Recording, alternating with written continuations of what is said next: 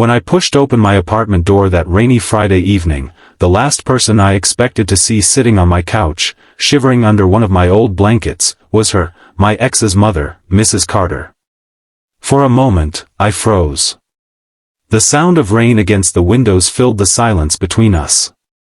She looked up slowly, her eyes red and tired. "Hi, Ethan," she said softly. I needed somewhere to go. My mind scrambled for words. It had been nearly 2 years since Sarah and I ended things. 2 years since her mother last smiled at me over Sunday dinner. Seeing her now, drenched, exhausted, and small in a way I'd never seen before, sent 1,000 questions racing through my head. "What happened?" I finally asked, setting down my bag. She sighed, her hands twisting together. "I didn't know where else to go. Sarah's out of the country, and my house burned down last night. I lost everything." The words hit like a punch. I glanced toward the door, half expecting someone to jump out and say this was a cruel joke, but no one did. Without thinking, I moved to the kitchen. "You must be freezing. Let me get you some tea." She didn't protest. As I handed her the mug, I noticed her fingers trembling. That woman used to be the picture of composure, flawless hair, perfect posture, always in control. But tonight, she was just human. Fragile. Hurting. We sat in silence for a while. She stared at the steam rising from her cup. "I wasn't sure you'd let me in," she said finally. "Why wouldn't I?" She gave a tired chuckle. "After how things ended with Sarah. I didn't exactly make it easy on you. I said some things I regret."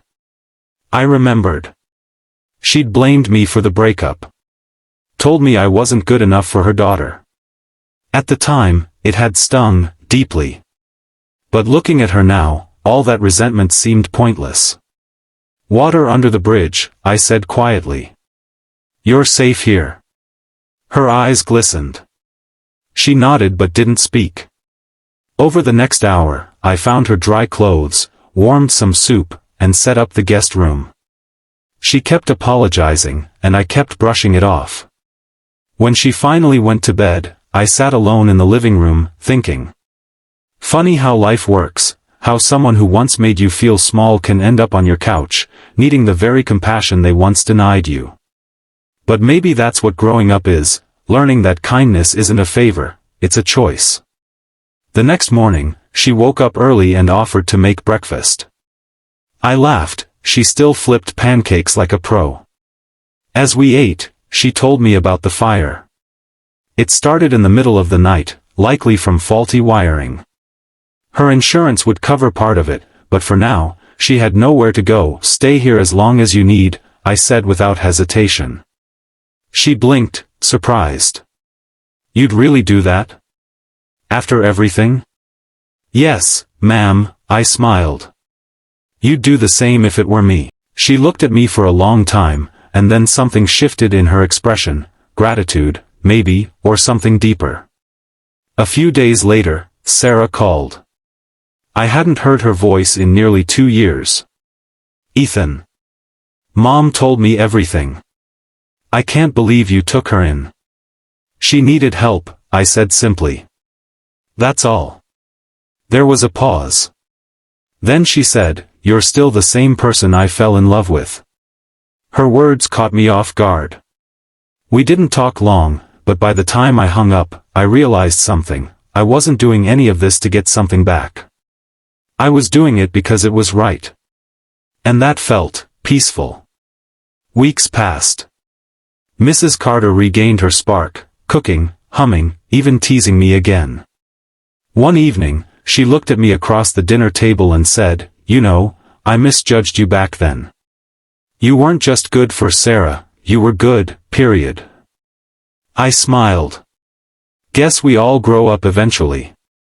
A month later, her new apartment was ready. On moving day, she hugged me tight. "I'll never forget this, Ethan," she whispered. "You didn't just give me a place to stay, you reminded me that there are still good people left in this world."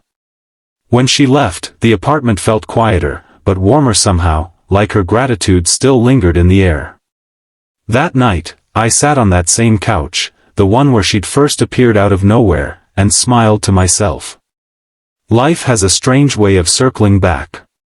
Sometimes the people who once hurt you come back not for redemption, but to remind you how far you've come. And when you choose compassion over resentment, you don't just heal them. You heal yourself.